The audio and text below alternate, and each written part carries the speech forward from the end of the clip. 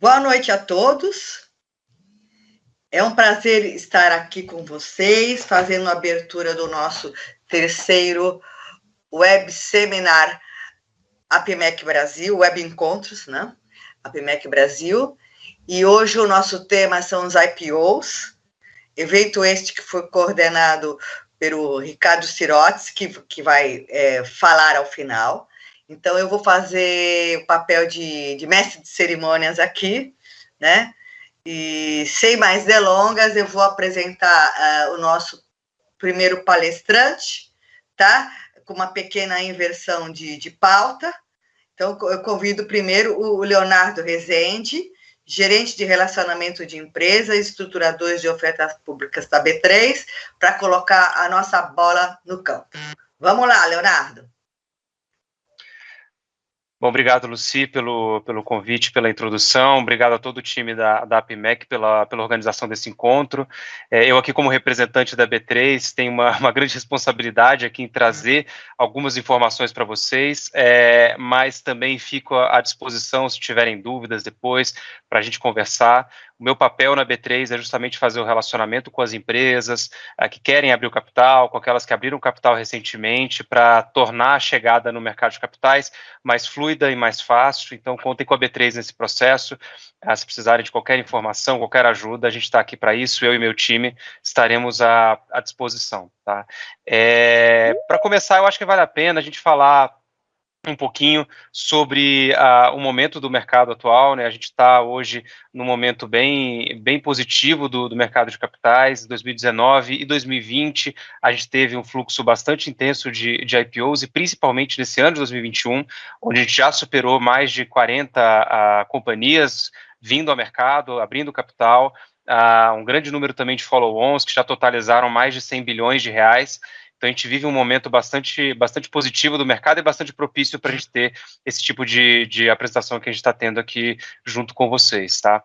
E tão importante quanto a quantidade e volume das ofertas que a gente teve em 2021 e do pipeline importante que a gente tem de novas companhias já protocoladas com o regulador e que tem interesse em vir a mercado, é importante também a gente dizer da diversidade de setores e novos setores entrantes que a gente tem na Bolsa, setores que eram eventualmente superrepresentados, importantes para a economia, mas que não estavam presentes na B3, com um grande número de companhias listadas, né? E aí a gente pode citar, por exemplo, o setor de tecnologia, saúde, até mesmo varejo, com o varejo mais de tecnologia, né? Trazendo também novas companhias para a B3, e trazendo também um maior número de comparáveis e mais interessantes ainda para novas companhias acessarem a B3. Né? Para a gente é sempre importante ter essa diversificação de companhias e de setores, que é mais interessante, claro, também para o investidor. Né? Então, a gente teve, por exemplo, em 2020 e 2021, mais de 15 IPOs do setor de tecnologia, que era um setor bastante pouco representado aqui com a gente, e casos super interessantes de bastante sucesso, como Localweb, Melius, Intelbras, enfim, algumas companhias aqui importantes fizeram um IPO esse ano de tecnologia, reinaugurando o setor, né, com um setor que estava bastante subrepresentado, com poucas companhias. Né? E assim a gente pode dizer também de vários outros setores, e para a gente é sempre importante. Né? O cenário macroeconômico possibilitou essa chegada de novas companhias, e quanto a gente conseguir trazer de mais setores também, os investidores agradecem. Né? E nessa participação dos IPOs, algo que mudou bastante também recentemente é o papel do investidor estrangeiro. Né? Uma dúvida bastante recorrente com as companhias é se, abrindo capital na B3, elas têm acesso ao capital estrangeiro, ao investidor estrangeiro, e a resposta é sim. E ele era, inclusive, o capital majoritário, né, mais de metade dos IPOs, do volume dos IPOs, era oriundo de investidores estrangeiros, e essa realidade mudou, inclusive, recentemente, dado a importância e a relevância do investidor institucional brasileiro nas ofertas de ações. Né, quem acompanha bastante o setor de assets, né, de gestão de investimentos, houve uma entrada crescente aqui de novos gestores, uma diversificação também de gestores, então que trouxe uma relevância ainda maior para o investidor nacional nas ofertas de ações, ainda mantendo a relevância do investidor estrangeiro, e também um crescimento do investidor de varejo. Né? Então, todo o cenário aqui bastante positivo e propício para a chegada de de novas companhias, né? Inclusive, falei rapidamente sobre o investidor de varejo. A gente está quebrando recordes aqui mês a mês com entrada de novos investidores pessoa física, já aproximando de 4 milhões de pessoas físicas em bolsa, que para a gente também é muito importante, não só do ponto de vista de IPOs e novas companhias, mas também de papel quase econômico e social que a B3 tem aqui, de trazer novos investidores, de trazer para os brasileiros os investimentos e novas companhias, né? Então, para a gente também esse crescimento é super importante e que também propiciou mais liquidez e mais a participação, inclusive, em ofertas públicas desse perfil de investidores também, que para a gente é bastante importante, tá? Uma pergunta bastante recorrente também das empresas, né, é se o IPO é para mim, companhia, né? Poxa, meu faturamento é X, ou meu tamanho é tal, meu lucro é tal, não tenho lucro, o mercado de capitais é para mim, o IPO é para mim, né? Quanto eu consigo captar numa tentativa de oferta pública? E também bastante interessante, nesses últimos 2, 3 anos, a gente teve uma diversidade de tamanhos e de captações feitas na B3, né? 1 em cada 5 captações foram menores de 500 milhões de reais, tá? Então, é possível captar volumes menores do que 500 milhões de reais, então, eventualmente, fazer um IPO menor e captar novamente, recorrentemente, em follow-ons e ofertas secundárias, né?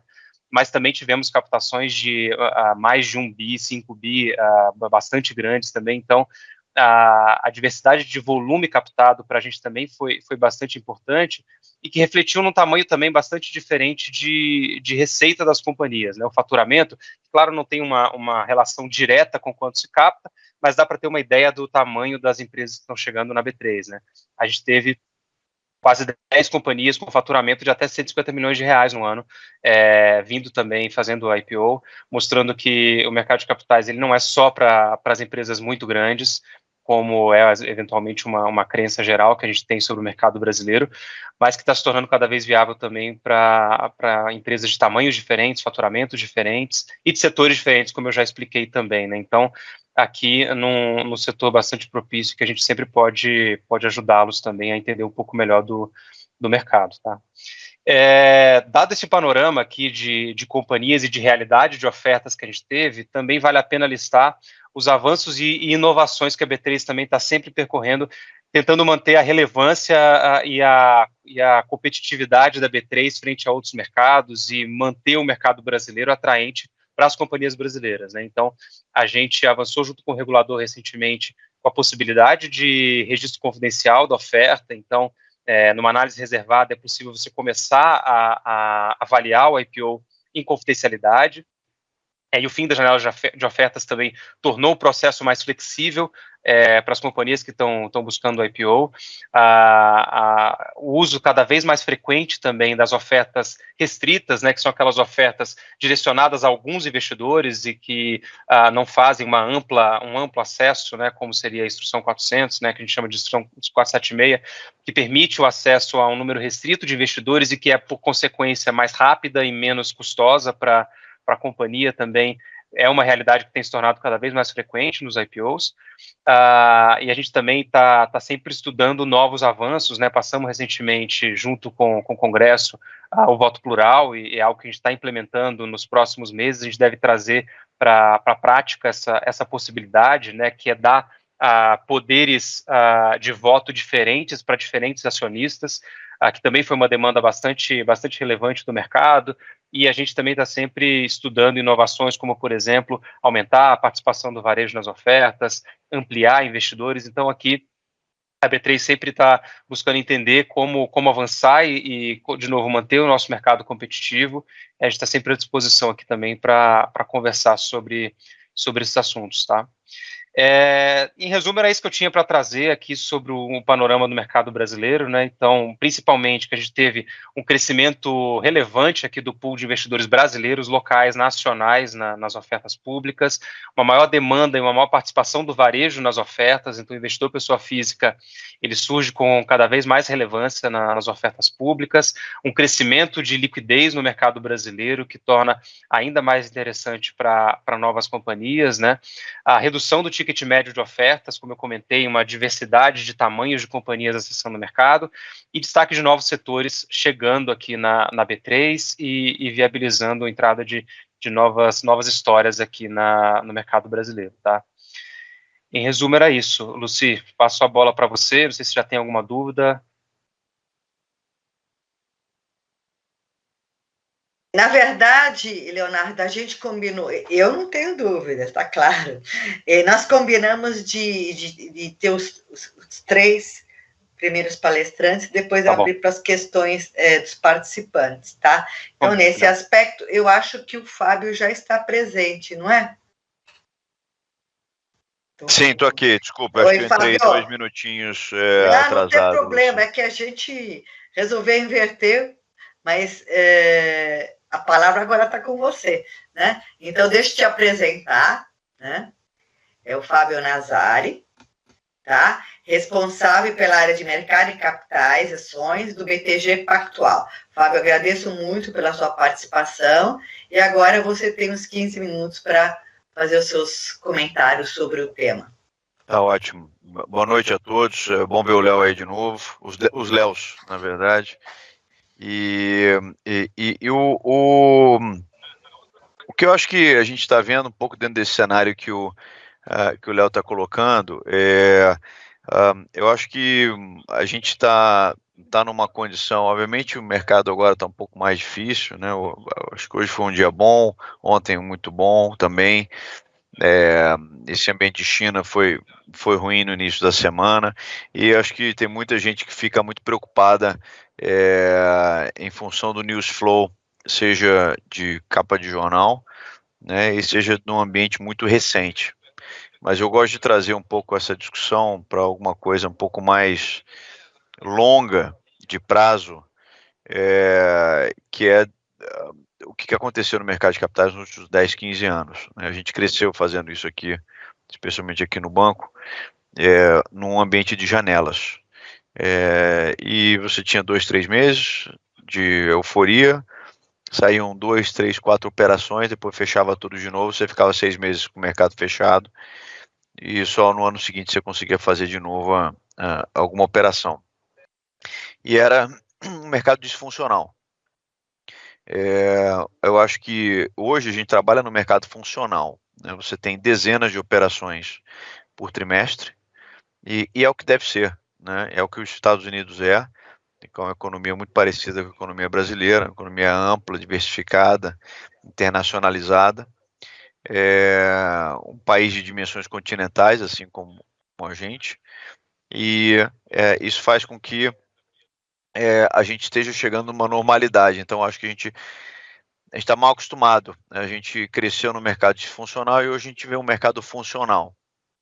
Óbvio que vão ter momentos melhores, momentos piores, você tem janelas mais difíceis, janelas mais fáceis, passamos aí por momentos mais complexos para fazer operações, mas isso é cíclico, porque fica o momento de preço, ele muda, o apetite do investidor ele muda, mas o importante é você ter condições de fazer a operação e você ter profundidade de mercado para adequar a operação para aquele momento. E você não tinha isso. Hoje você tem operações dos mais diversos tamanhos, como o Leonardo colocou, você tem operações dos mais diversos formatos, 400, 476, né? 480, via EGEM, que hoje é mais raro, mas você hoje tem condições de botar uma operação quase toda no varejo ou toda no institucional. Então, eu acho que essa flexibilidade que deriva da profundidade do mercado veio para ficar. E veio em função do juro de um dígito, né? Que hoje a gente pode estar preocupado que os juros vai para 6, 7, 8% em algum momento ainda ao longo dos próximos meses, mas isso mesmo assim é muito baixo para os padrões históricos de Brasil. Isso vai deixar essa condição mais favorável que a gente tem de uma forma um pouco mais definitiva, assumindo que o Brasil não vá para o vinagre, né? Mas o que a gente percebe é que a gente já está em bull market desde 2016, né? Então todo mundo fala, nossa, o mercado está ruim agora, acabou, né? Veio pandemia, fala, nossa, acabou o mercado, não tem mais nada para fazer. A gente, 45 dias depois do início da pandemia, a gente está fazendo o IPO da Estapar. Então, eu acho que e ano passado foi recorde, né? E a gente está batendo recorde atrás de recorde desde 2016, desde o impeachment. Então, em julho de 2016 começaram a ter as operações depois do impeachment, que foi em maio, junho. Primeira, se não me engano, foi a Energisa, a IPO da Energisa. E aí, 2017 foi recorde, 2018 estava para ser um ano muito bom, mas foi interrompido pela questão de greve dos caminhoneiros e ambiente político, que é natural num ano de eleição. E lá tinha uma polarização muito maior do que se tem agora.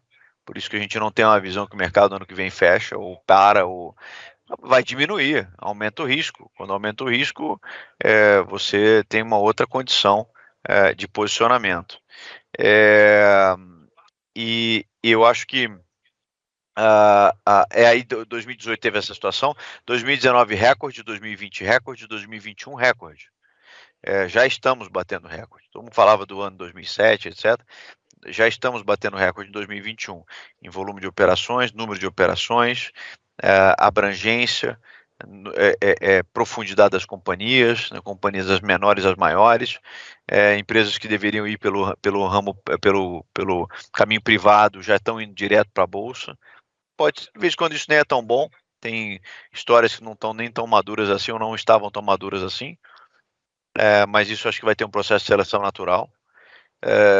Então a gente tem uma visão muito favorável em relação à estrutura de mercado daqui em diante. Agora, falando um pouco do que é mais meu tema, eu acho que as companhias, todo mundo fala muito de janela de mercado, né? O que eu falo é que a janela é que chupa a companhia, não é a companhia que abre a janela, né? E você só vai ser sugado pela janela se você estiver pronto. Então, o que a gente sempre tem falado muito com os clientes, e eu acho que isso tem um valor enorme, que se você tem uma visão de abrir o capital em algum momento, e que não precisa ser em 2021, não precisa ser em 2022, que seja 2024, comece a trabalhar como se você fosse uma companhia aberta desde agora, porque isso traz uma distração enorme, traz um gasto de energia violentíssimo, e se você não está pronto, e quando passa o cavalo selado, você tem que pular nele, tá?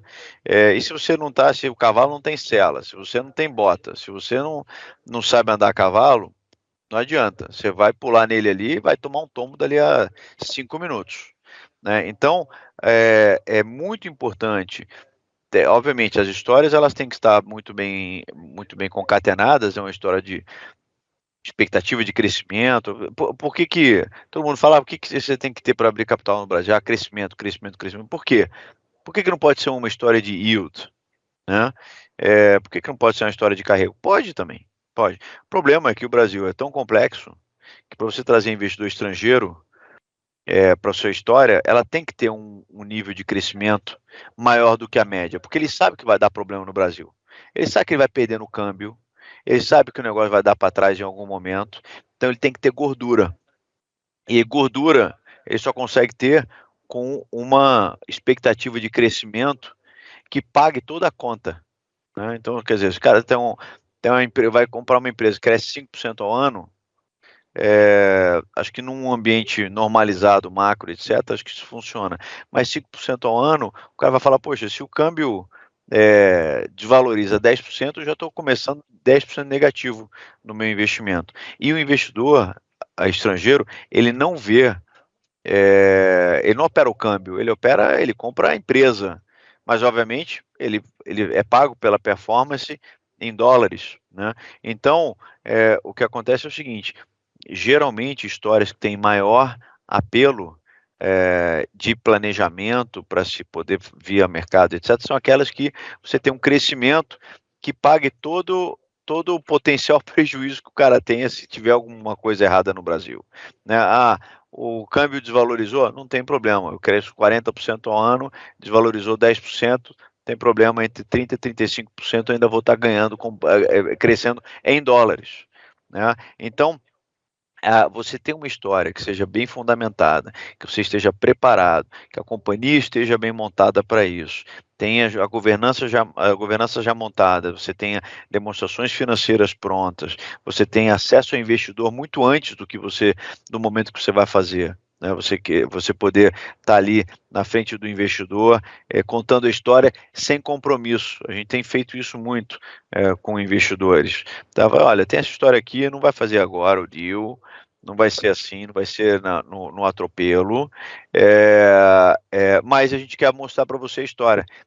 Escute ela agora, daqui a 3 meses eu volto, você vai escutar de novo, daqui a 6, 9 meses eu volto, você vai escutar de novo, vai ter uma hora que o próprio investidor vai se convencer, se a história for boa, se essa entrega estiver acontecendo, quando ele for fazer o IPO, já vai ser uma história quase conhecida, ele só não tem o investidor como sócio, mas é a história conhecida, isto faz com que a disputa em relação ao crescimento da companhia, em relação ao discurso que o management está fazendo ao longo dos últimos anos, seja muito menor, né? A disputa seja menor, porque o cara fala assim, pô, eu te conheço há 2 anos, eu estou vendo que você está contando a história e tudo, eu quero ser seu sócio. E aí qual é que a janela puxa você? Só que se você não tiver a governança correta, se não tiver o management correto, se não tiver entregando resultado, não tiver DFs prontas, não tiver estrutura bem montada, o cara pode ser sócio até o fim da vida, mas ele não vai ter condições de entrar dentro da companhia. Então, eu acho que essa preparação prévia é muito importante, porque hoje o mercado, como ele está muito ativo, e a gente espera que continue, pelos motivos que a gente está colocando aqui, a gente imagina que o investidor ele vai ter cada vez menos tempo para analisar histórias. Então, não adianta a gente achar que vamos fazer o IPO agora, tudo daqui a 3 meses, em dezembro, começa agora em setembro, faz o arquivamento daqui a pouco, e tudo em dezembro estamos listados. Não vai estar.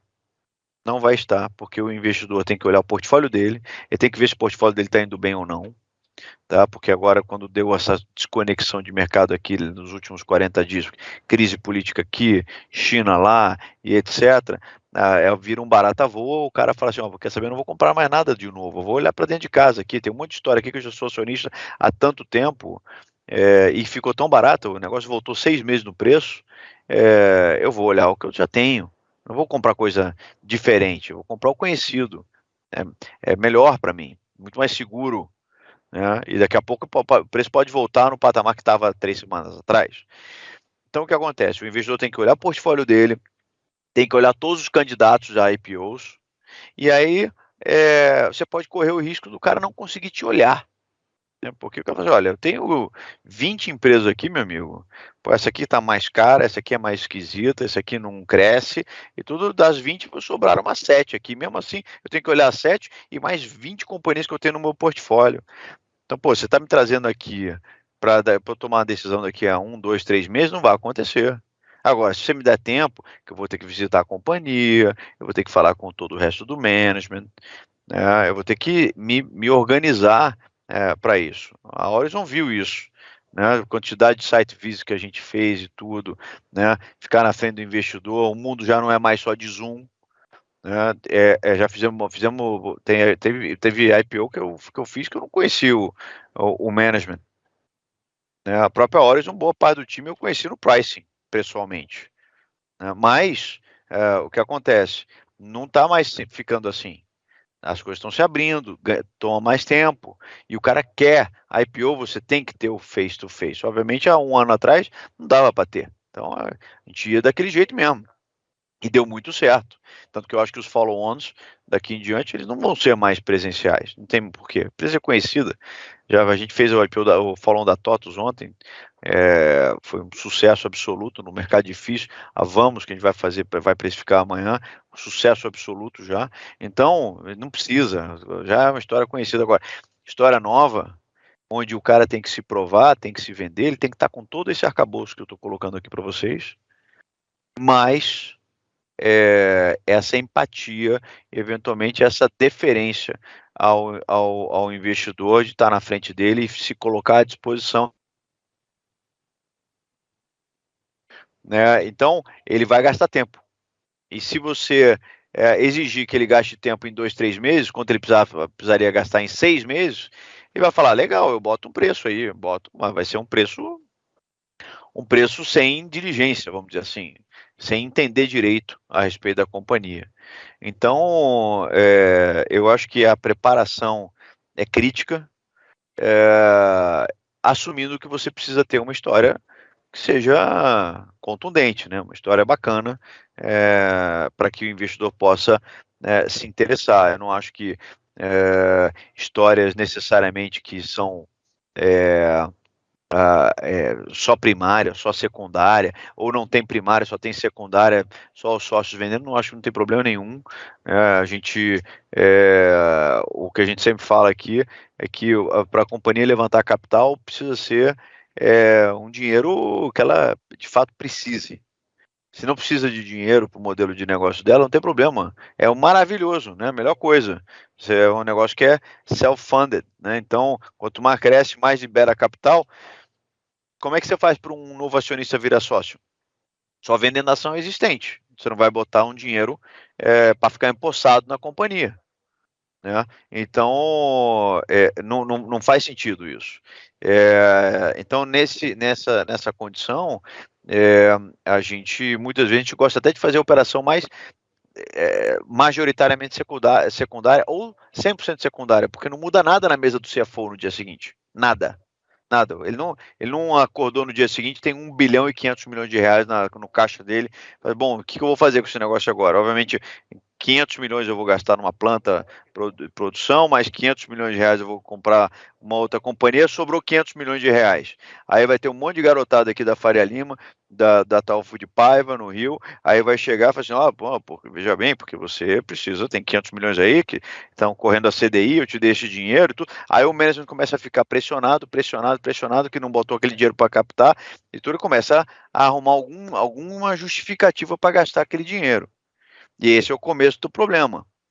Tá? Por isso que o risco de execução de uma oferta primária é maior do que o risco de execução de uma oferta secundária, que não tem risco de execução. Não muda nada. O CFO acordou no dia seguinte de manhã, não tem nada na mesa dele, porque a mesa dele não precisa de nada para trabalhar. Né? Então,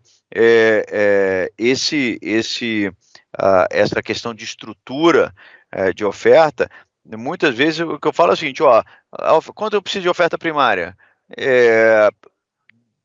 100 milhões de reais. Nada. 100 milhões de reais é muito pouco hoje. Né? Aí, quantos sócios querem vender? Nada. Logo, não dá para fazer o IPO. Porque você não vai fazer um IPO de 100 milhões de reais. Não tem liquidez para isso. A gente vai precisar completar com algum tranche secundária para vocês poderem fazer um IPO que tenha mínima negociabilidade. Né?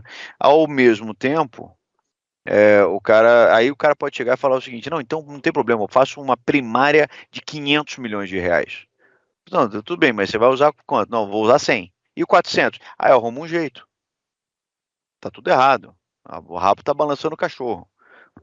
Eu falo o seguinte, vida pública de companhia é uma maratona. E a primária é o tênis. Tá? Então, se você tem um tênis apertado para correr maratona, vai estourar suas unhas, vai estourar seus dedos no quilômetro 5. Vai ter que largar o tênis lá e não vai poder correr. Não vai conseguir completar o seu planejamento de crescimento, que é a maratona completa. Ao mesmo tempo, se você compra um tênis que é 4 tamanhos maior do que o seu, você vai correr 2 km, vai tropeçar, vai cair com a cara no meio-fio, né? E vai sair de ambulância. Também não vai completar o seu planejamento. O dinheiro ficou empossado, é dinheiro demais, você acabou não correndo direito. Então, tem que ser o sapato certo, tem que ser o tênis certo, para você completar com eficiência. Completou? Legal. O mercado vai te dar a chance de você fazer uma outra maratona lá na frente, porque você vai chamar o dinheiro de novo num follow-on, que aí você já está no outro nível de preço, você entregou o planejamento, você entregou o que você tinha se comprometido com o mercado, então você vai correr uma nova maratona, de repente você vai correr mais rápido, porque você já está treinado, você já entregou, você está mais preparado, então logo você vai fazer a preços acima do que você fez o IPO lá atrás. né? Então, essa questão de estrutura é muito importante, não distorcer as necessidades da companhia, né, em função disso, tá? Então, acho que, passando um pouco por esses tópicos, né, quer dizer, preparação, o que precisa ter, como que se monta uma estrutura, é um pouco do que eu penso, assim, em relação a histórias que possam vir ao mercado. Então, a gente, vamos lá, basicamente aqui, a gente vai falar um pouquinho da Horizon, né? A Horizon é uma empresa listada agora em fevereiro de 2021 na Bolsa. Estou vendo Nazari aqui, Nazari coordenou nosso IPO aqui pelo banco. O BTG foi um dos principais, foi um dos principais coordenadores da oferta. Falou bastante, eu vi ele falando bastante do que a gente fez aqui no dia a dia, né? Falando um pouco do estudo de caso, do dever de cada que tem que fazer uma empresa para ser listada, né? A Horizon, ouvindo um pouco o Léo também falando sobre, ele falou um pouquinho sobre a B3, sobre os novos entrantes, os novos setores que estão indo para a Bolsa. A Horizon está num setor que hoje não tem nenhuma empresa comparável na Bolsa, né? O setor de resíduos sólidos, a Horizon é a primeira empresa do setor listada na B3, e passou por todo o dever de casa que o Nazari comentou, que uma empresa tem que passar, né? Uma empresa com a ADF devidamente auditadas, com toda a governança, com todo o processo de diligência, auditores, advogados, compliance. A Horizon tem uma agenda ESG muito forte, que tem a ver com o DNA da sua atividade, né? Uma pegada ambiental muito forte, uma pegada social muito forte. A questão da governança já vem desde o início dela, quando tiveram os fundos de private equity investindo na companhia já há 15 anos, então trouxe uma governança muito presente na companhia desde lá de trás.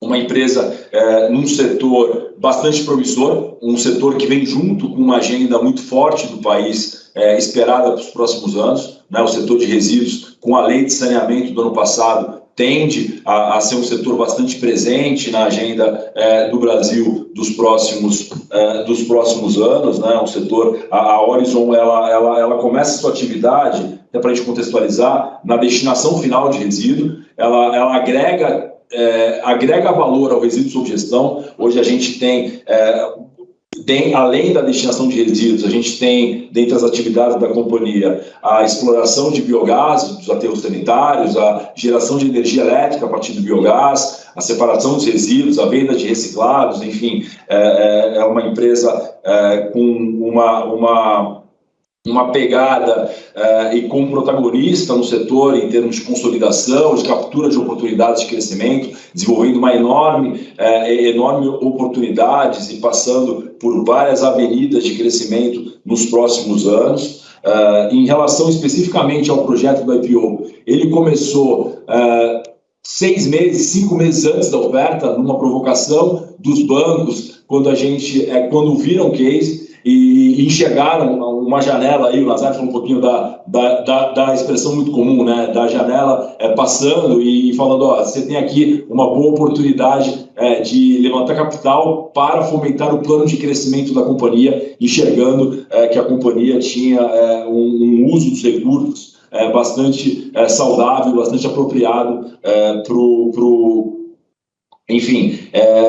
os recursos provenientes da oferta. A gente fez um processo, passando um pouco pela agenda que a gente está proposto aqui, de falar dos desafios pré e pós-IPO aí proposto pelo Ricardo. A empresa já tinha muito avançado na questão de DFs auditadas, de estrutura organizacional interna, com conselho de administração devidamente formatado, comitê de auditoria, comitê fiscal, comitê de investimento. Então já tinha muito da governança. Então esse dever de casa, ouvindo um pouco do Nazari falando, esse dever de casa de você começar às vezes 2 anos antes, vale muito a pena, porque a hora que você tem a oportunidade, a hora que você tem um leque de investimentos que faz sentido você ir ao mercado para captar recursos, para poder fomentar para poder levantar dinheiro para os investimentos, você está pronto para isso. Então, acho que a gente viu isso no final do ano passado, quando a gente, em agosto, sentou com os bancos, setembro, fizemos o primeiro arquivamento na CVM em dezembro e fizemos um IPO de sucesso em fevereiro desse ano, e estamos correndo aí pós-IPO, falando um pouco da maratona, né? A gente tem aí os investidores com ansiedade de ver o papel se movimentando no dia a dia, um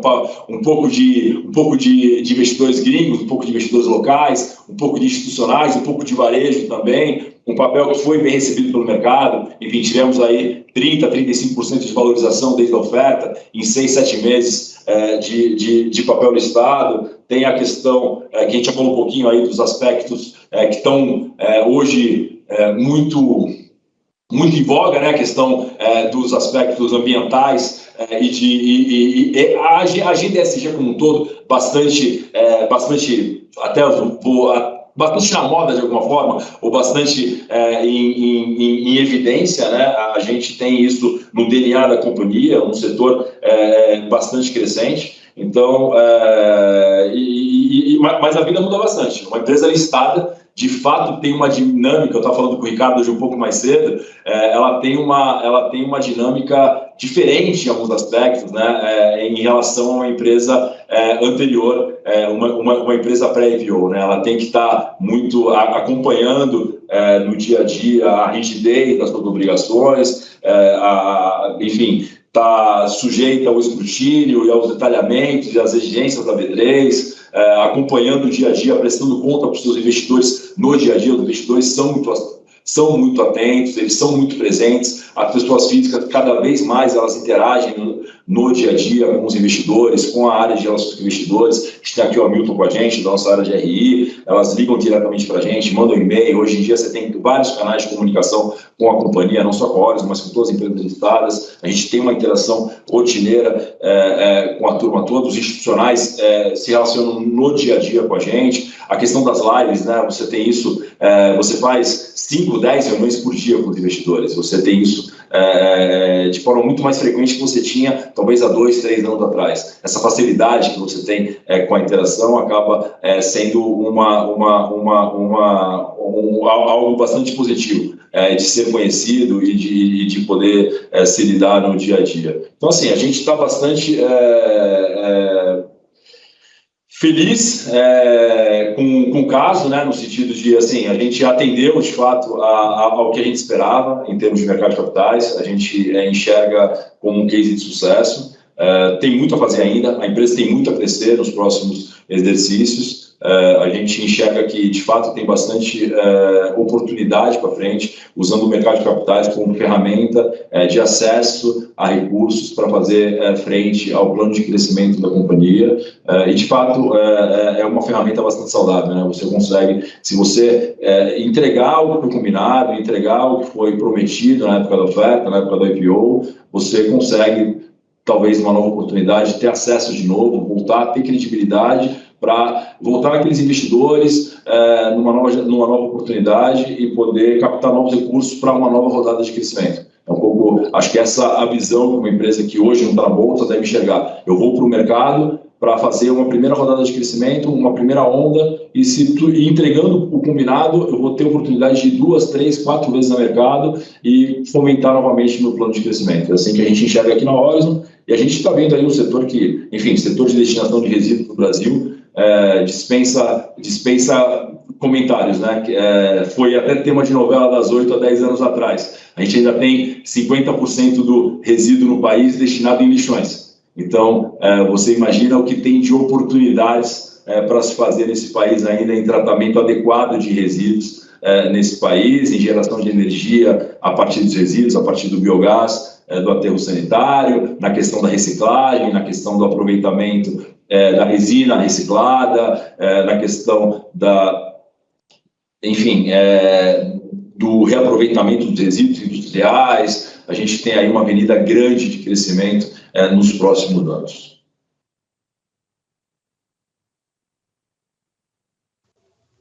Leonardo, muito obrigada pela apresentação do caso.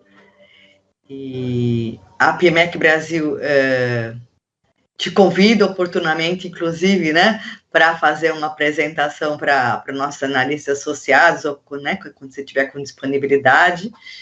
E agora, para os participantes, eu tenho umas questões que eu já recebi, são várias, E eu peço àqueles que fizeram a gentileza de entenderem que eu vou fazer um resumo, tá? E com a minha experiência aqui, eu vou endereçar para quem eu acho que deve ser feita essas perguntas.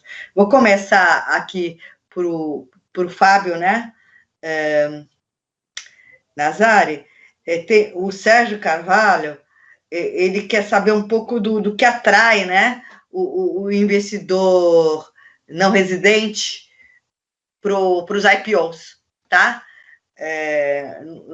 Porque ele observa que, você mesmo falou dos riscos, né, que eles exigem gordura, digamos assim, mas se você tratasse um pouco o custo Brasil, né, como é que você aborda essa questão do custo Brasil, logístico, trabalhista, insegurança, né?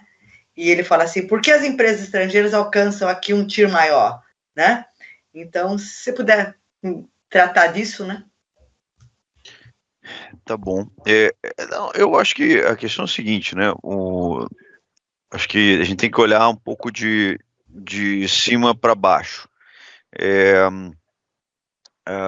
Você tem o público de investidor estrangeiro que ele investe em mercados desenvolvidos e mercados emergentes.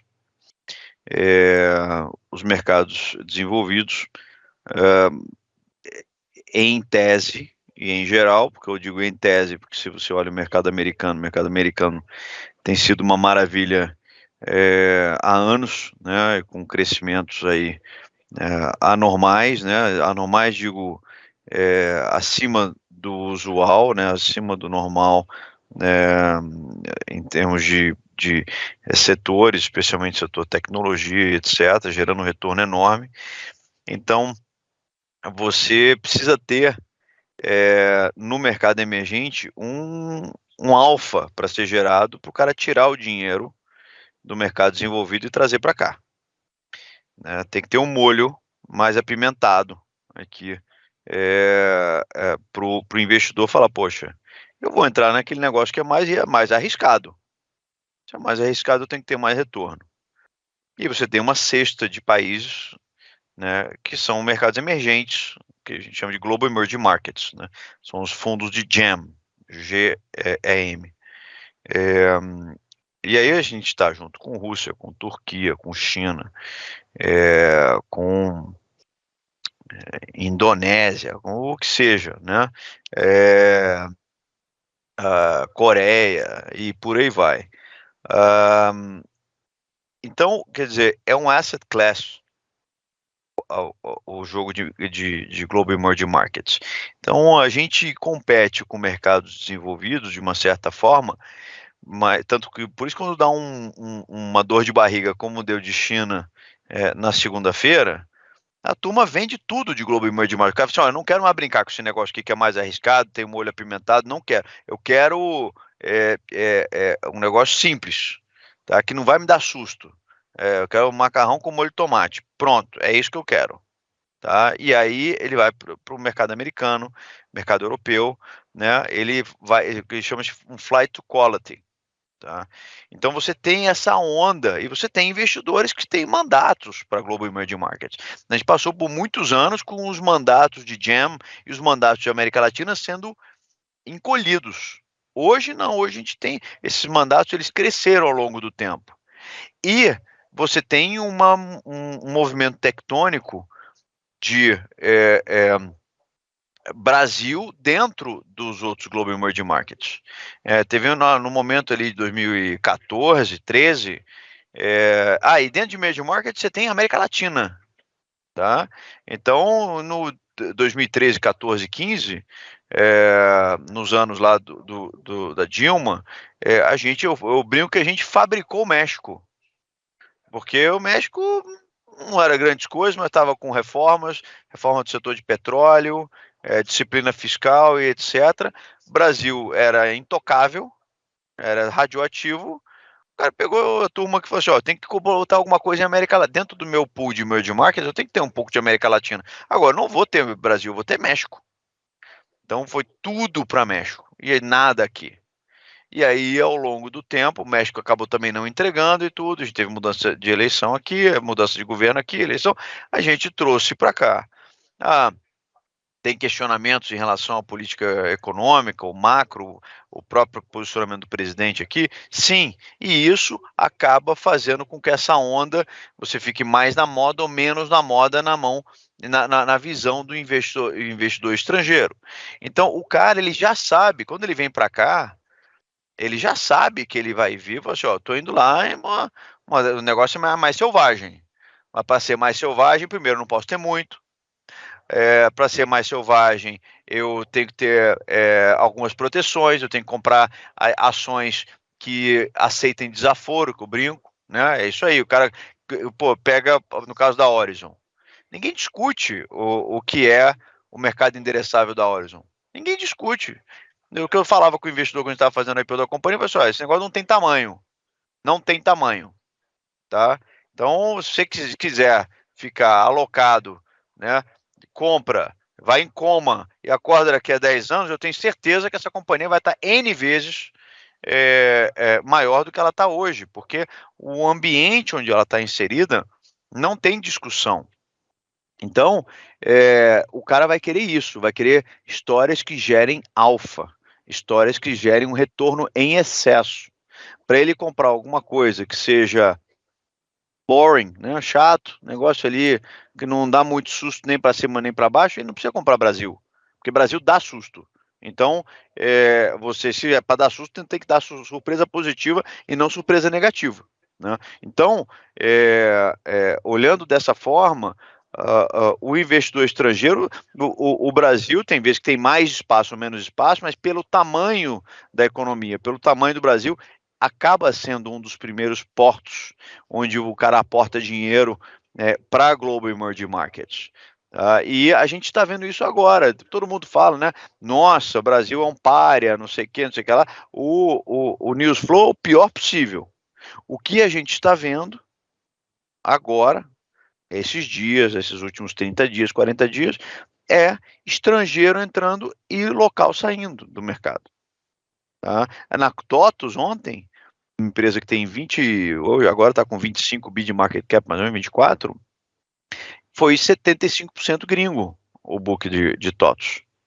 Então todo mundo fala, nossa, gringo não está olhando. Claro que está olhando, entendeu? Está olhando companhias boas, está olhando companhias líquidas, está olhando vencedores e está aproveitando a oportunidade para fazer algum movimento. E esses caras também, eles não tiveram aportes de investidores de varejo que os locais tiveram, porque qual o problema? Como todo mundo fala o Léo Rezende já me ouviu falar isso 1 milhão de vezes, esse negócio já, varejo na bolsa é bom, mas tem que tomar um pouco de cuidado, porque tem um pouco de oba-oba. Né? Se a bolsa está subindo, se eles jogam um IPO lá para o varejo, nossa, é uma maravilha. Mas depois ele começa a perder dinheiro, ele sai que nem gato com água. Né? Fica desesperado. Então, o que aconteceu? O que foi o bom varejo na Bolsa nos últimos anos? Foi todos nós aqui que estamos vendo esse zoom, começamos a olhar para o nosso extrato e falar assim, olha, não vai dar para ficar no CDI, né? A gente estava confortável, a gente estava no quentinho, mas não dá. Agora a gente vai ter que botar o dinheiro na Bolsa. O que a gente fez? Pegamos alguns fundos e colocamos o nosso recurso em fundos de renda variável. Foi assim que o mercado local explodiu de tamanho. A cada segunda-feira tem uma asset nova. E com as plataformas, né, BTG e todos os outros, plataformas hoje você pode ser cotista de qualquer fundo que você quer. E para o fundo é muito bom porque ele começa a captar muito rapidamente. Então, esse jogo fez com que o mercado local ficasse fortíssimo, mais forte até do que o próprio gringo para comprar operações no Brasil. E se a gente pegar a pizza de todas as operações dos últimos 3 anos, eu arrisco a dizer aí que o local ficou com 65% a 70% dos deals e o gringo com 30% a 35%. E aí o que acontece? Hoje o local sai um pouco do mercado, por quê? Porque como a taxa de juros está subindo, o próprio investidor de varejo fala assim, opa, agora eu vou voltar lá para minha renda fixa. Então o investidor local ele já está se preparando, primeiro ele está tomando resgate, E segundo, ele está se preparando para resgate. Então, o que ele faz? Ele vende uma parte do portfólio que é menos líquido, tudo coisa que ele não consegue vender fácil. Ele fala assim, vou preparar aqui, porque é capaz de eu tomar um resgate aqui, eu preciso ter ou caixa ou papel líquido. Tá? Então, por isso que o local ele está mais tímido ultimamente e o gringo ele está mais forte recentemente. Mas, em resumo, a história é, o gringo, ele tem que olhar para o Brasil, é um player importante em Global Emerging Markets, é importante na América Latina, e se ele tem o mandato, né, para operar só em Global Emerging Markets, ele vai ter que alocar em Brasil em algum momento.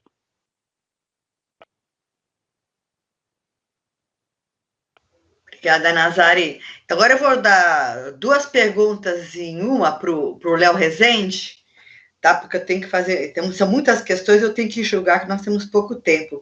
É meio assim, preparando a empresa, é uma pergunta de caráter, preparando a empresa, né? Para ser uma companhia aberta, para fazer um IPO. Então, a primeira, se a Bolsa disponibiliza material educativo para companhias, né? Para iniciar um preparativo para o IPO. E depois, a Marcelo Huertas pergunta se faz sentido os fundos de Venture Capital conscientizar as startups para a importância de se preparando, né? A importância da governança, das suas investidas, tá? É isso aí. Claro. Sobre a primeira pergunta, sim, a gente tem materiais no nosso site, b3.com.br, que estão lá publicamente para quem quiser ver. A gente tem bastante informação sobre o processo do IPO, cronograma, dicas de governança corporativa. Então, a gente tem bastante conteúdo lá e estamos sempre atualizando, né? Então, acho que essa é a primeira fonte que eu posso indicar. E também, como eu comentei, eu e meu time estamos aqui para apoiar vocês, né? Então, a gente também fica aqui à disposição. Depois, Lucy pode compartilhar meu contato, que a gente está aqui para ajudá-los, tá? Em relação à segunda pergunta, voltado a Venture Capital, a gente tem visto uma aproximação, sim, bastante presente da indústria de Venture Capital e Private Equity, né? Private Equity, mais historicamente, sempre foi uma opção de saída de investimento a B3, né? Fazer abertura de capital. E para essas companhias que são investidas de Venture Capital e Private Equity, na verdade, não é nem o caso da gente fazer uma conscientização, por assim dizer, porque já faz parte da estratégia de investimento, né, da política de investimento dos fundos, deixar a companhia já mais arrumada para uma eventual abertura de capital, né? Então, a gente até vê um destaque aqui em qualidade de governança corporativa, em prontidão das empresas, inclusive quando elas são investidas, porque já passa por uma estrada ali de aprendizagem de alguns anos sendo investidos por investidor profissional, né? Então, a gente está sempre próximo da indústria, porque, de fato, é dali que nascem várias das aberturas de capital, mas já são empresas que vêm bastante prontas por essa jornada do investimento estratégico, né? Então, a gente acaba percebendo isso dessas companhias, mas, de fato, a gente sempre apoia também quando tem alguma discussão eventual. Voto plural, por exemplo, como eu comentei, um dos avanços vem pela importância para essa indústria, justamente, né? Nas várias rodadas de captação, o fundador eventualmente acaba sendo diluído e se torna importante ter uma estrutura de capital diferente de outras companhias, né? Então, a gente está sempre próximo até para entender como a gente avança do nosso lado de regulação e de novos produtos, né, para poder trazer mais indústrias, mais empresas investidas por Venture Capital e Private Equity, tá? Mas esse é um pouco da aproximação que a B3 tem. Obrigada, Léo. Agora eu vou fazer uma pergunta para o outro Léo, né, que também está com o seu profissional de RI ao lado. Vou falar sobre os analistas, né? Ou seja, vocês são uma companhia aberta e mais que isso, uma nova companhia aberta, de um setor que tem um grande futuro, o Fábio colocou isso, eu assino embaixo, né? Mas eu queria ouvir de vocês, né, o seu relacionamento agora, né, com uma companhia aberta, a sua área de RI, com os analistas, né? Como é que vocês estão sentindo as perguntas deles, as indagações, com o case de vocês, né, com a história de vocês, as perspectivas desse setor, que para nós é novo, mas é óbvio que no mundo mais maduro, né, nos mercados mais maduros, já tem muitas empresas desse setor. Então, eu queria ouvir um pouquinho de vocês, sobre esse primeiro momento, né, de companhia aberta e o relacionamento com os analistas. A jornada é mais longa, né, Lucy, para entender do nosso negócio de um negócio novo, né, que ainda não é presente, diferente de um negócio de energia elétrica, geração de energia elétrica, transmissão, até mesmo de saneamento de água e esgoto, que você tem outras empresas listadas. O negócio de resíduo sólido, por exemplo, que você não tem comparáveis na bolsa, é novo para todos os analistas. Então, demanda mais tempo, né, demanda mais dedicação. Mas de outro lado, a turma tem se empenhado bastante e acho que é um setor que atiça muito a curiosidade e que a gente vê, acho que tem um lado até um pouco, como é que eu vou dizer, talvez um pouco cidadão até dos analistas, né? Você vê que leva um pouco até para o pessoal, sai um pouco do chapéu só do banco, né? A gente tem os analistas de banco que cobrem a gente, ou até mesmo das casas que compram papel, sai um pouco, o Nazário falou um pouquinho do site visits que a gente fez na época do IPO, e a gente fez alguns deles após o IPO. Alguns analistas, alguns investidores conheceram as nossas unidades após a oferta. E a gente, nas interações, percebe que eles tem muito chapéu dos profissionais que estão ali, mas muito o interesse também das pessoas que estão ali. Porque é um negócio muito, né, no final todo mundo gera resíduo, todo mundo discute isso em algum momento nas suas vidas profissionais, com os filhos nas escolas, para onde vai o resíduo que eles destinam, como é que isso é tratado, a gente recebe uma série de escolas. Então, a curiosidade é muito grande em vários aspectos. Em relação específica à modelagem financeira ou à interação, é muito positiva, né? O detalhamento que a gente vai é muito grande e a curiosidade é muito grande. A gente tem tido várias interações, a gente tem algumas casas que cobrem a gente já, o detalhamento que eles vão é muito interessante. A gente tem, por exemplo, uma atividade que é a questão do crédito de carbono, né, Lucy, que hoje está muito... a gente está ouvindo no dia a dia, todo dia se abre os grandes jornais, você olha indústrias falando que vão ser carbono livre e todo mundo querendo modelar como é que é a questão do crédito de carbono, como é que isso vai se comportar para frente. A gente vê os analistas cada vez mais ligando e perguntando e tendo um bate-bola diário quase para entender como é que vai ser o comportamento da Horizon, entender como é que é o nosso modelo de negócio e como é que a gente vai se comportar no médio e longo prazo, nas mais diversas frentes de negócio, a questão da energia de biogás, uma energia 100% incentivada, a questão do resíduo sólido, dos novos aterros, como é que vão surgir as novas oportunidades, aquisições, etc. Então, a gente, sim, é muito positivo. A gente tem na área de RI, você falou aqui do Hamilton, que está aqui do lado, a gente tem demandas quase que diárias, né, aqui na nossa área de RI, de analistas questionando com dúvidas pontuais das mais diversas, e a gente começa a ver, Lucy, cada vez mais dúvidas de quem está entendendo melhor do negócio, saindo daquelas dúvidas básicas de uma empresa nova na Bolsa. Então, a gente, com 6, 8 meses de uma empresa listada, começa a ver que a turma já está entendendo muito mais do que, às vezes,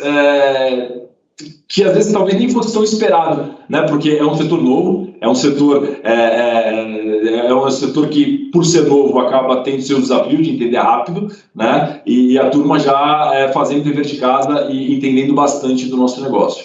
Então, a gente também tem criado um ferramental para a turma conseguir modelar isso de forma fácil, né? Acho que a arte aqui também é conseguir montar caminhos aí, indicadores para eles conseguirem modelar cada vez mais fácil o nosso negócio, e que venham mais empresas do setor para que a gente consiga disseminar cada vez mais o nosso negócio, enfim, né, para os analistas do mercado financeiro.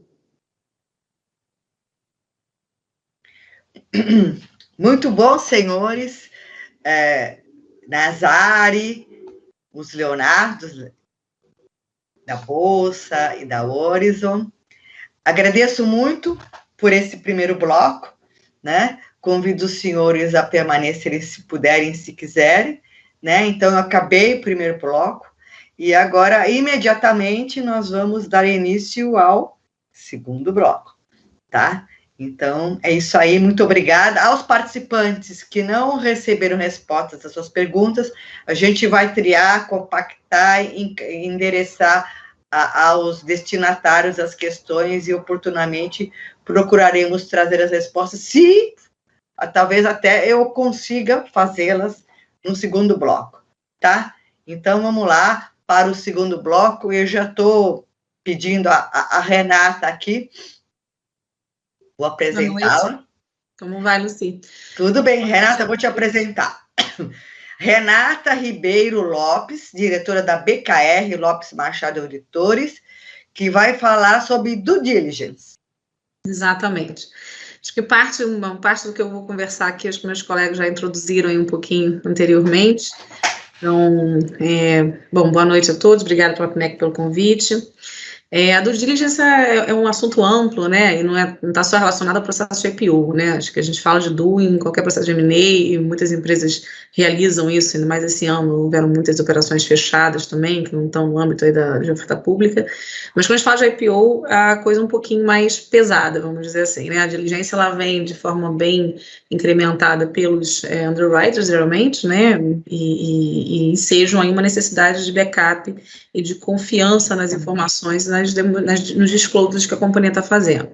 Isso engloba uma gama de processos que envolve desde os auditores até assessores jurídicos, os próprios instituições financeiras intermediárias, para obtenção e para verificação se aquelas informações que estão sendo disponibilizadas ao mercado, né, que englobam aí prospecto de referência, formulário, offer memorando, todos os documentos que vão ser colocados, né, como atrativos, né, de histórico da companhia, se ela conta uma história real, né, e a realidade da companhia, se não existem erros, né, misleadings, erros materiais que possam gerar distorções nas decisões de investimento.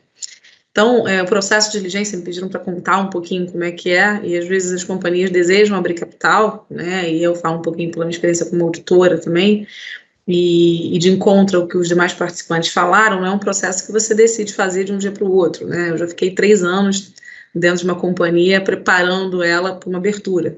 Então, muitas vezes você tem uma demonstração financeira auditada, né, e tem alguns aspectos que têm que ser analisados até antes de se realizar uma diligência, que já dão alguns sinais aí do diagnóstico, né, eu poderia ter falado da maturidade da companhia no que diz respeito a uma decisão de abertura, né, ou seja, se a companhia ela é uma PME, é uma companhia de grande porte, né, muitas vezes você está dentro da PME e você utiliza demonstrações que seguem as normas de pequena e média empresa, quando você passa para uma CPC Full, por exemplo, né, no Brasil você já tem que introduzir diversas ajustes contábeis, divulgações e acertos nas demonstrações financeiras para estar de encontro em conformidade com as regras.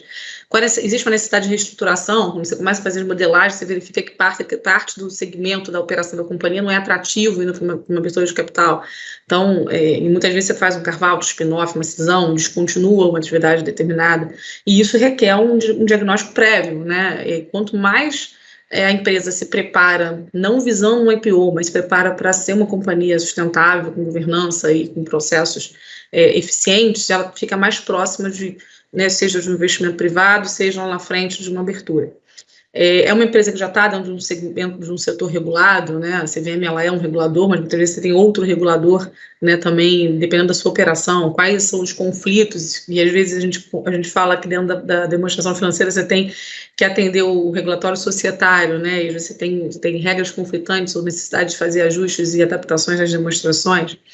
Essa sociedade já possui, já fez anteriormente algum processo de diligência, ou seja, já passou por algum processo de M&A privado, entrada de investidor, fundo, que já tivesse feito com que a companhia amadurecesse um pouquinho no processo de diligência, ou ela está em direto uma abertura de capital, né? E todo esse amadurecimento, ele facilita quando você vai fazer uma diligência.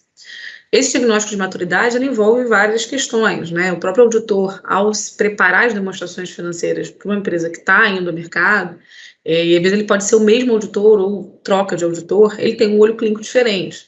Por quê? Porque você tem mudança de nível de risco, você tem toda uma análise que às vezes não é requerida por uma companhia fechada, de capital fechado, familiar, né? Então, qual é a estrutura de controles internos dessa companhia? Isso impacta diretamente a avaliação de risco e muitas vezes o nível de testes que o auditor vai fazer para ter uma segurança de que não existem erros materiais nas demonstrações. Essa estrutura de controle, se é Brasil, você segue alguma, ou você vai ter, na verdade, um regulador também, quando você está listado fora, né? A gente fala de SEC, você ainda tem um complicador, que você passa a ter um parecer específico, né? Que é o ICOFAR, que é a opinião sobre controles internos, que a gente aqui no Brasil não tem isso, lá fora você tem que emitir, o auditor emite uma opinião sobre a estrutura de controles, e aí você analisa todas as fraquezas materiais da companhia no que diz respeito aos seus processos, se existe alguma material weakness relacionada, que seja aí também procedimentos adicionais para a adequação da companhia, de não ir com um desvio desse a público. E estrutura de governança, ou seja, uma companhia que já vem implementando uma estrutura de governança dentro dos conceitos. Existem comitês e conselhos efetivos, auditor independente, auditor interno, ouvidoria e por assim dizer, e qual a necessidade de estruturar esse tipo de mecanismos, caso você opte, dependendo do teu nível de listagem, em IPO. Programa de compliance, ou seja, existe um programa de compliance efetivo, a gente analisa isso também, dentro desse diagnóstico. E agora não, já tem mais de um ano, cada vez mais o ESG tem se tornado aí também um novo indicador de mercado, de forma relevante, aí os bancos de investimento todos estão atentos a esse direcionador, e as empresas têm que começar a prestar atenção nisso, principalmente quando a gente fala de companhias de pequeno e médio porte, de capital fechado, que necessitam de tempo, capital e para investimento para conseguir se adequar a todas as estruturas que eu falei. E aí entra a abertura, qual é a necessidade que eu tenho de adequar as minhas normas, as minhas demonstrações, a minha estrutura para atender a reguladores, Você passa a estar no mercado regulado, seja CVM, seja SEC, e isso muitas vezes gera diferenças relevantes, Às vezes a companhia, o próprio auditor remite as demonstrações, faz a reapresentação, se apresenta sempre 3 anos, comparativo, falando aqui de CVM, e as próprias demonstrações do próprio auditor podem ser reavaliadas, porque você está dentro de uma estrutura de risco, dentro de uma visão, uma ótica um pouquinho distinta do que você vinha anteriormente. Então, quais são as ações que a companhia tem que tomar para criar as estruturas necessárias para estar, inclusive, apta a uma diligência, uma diligência relacionada a uma abertura de capital? A diligência ela envolve vários passo a passo, você começa com todos os atuantes, que aí estou falando dos advogados, assessores, a própria companhia, os underwriters, e todos trabalham em conjunto durante um período, você tem geralmente diversos calls, às vezes diários de checkpoints, todos os documentos de oferta são circulados para todos os participantes, e cada vez mais, na diligência, os responsáveis, eles tentam obter o maior nível de conforto da companhia e do próprio auditor. O auditor emite cartas de conforto, geralmente 2, envolvidas aí no processo de carve-out, e no circular, que são os confortos no número, e tudo aquilo que a gente não consegue oferecer como auditor conforto, dentro do processo de diligência, requer aí um levantamento muito detalhado de atas, contratos, avaliações de documentos, para se formar um backup. Para que isso? Isso aí, os colegas podem falar um pouquinho mais, na verdade, uma necessidade que futuramente, caso você tenha dentro de todo o documento de oferta qualquer informação que ela não é fidedigna, que não é verdadeira, isso pode gerar processos de responsabilizações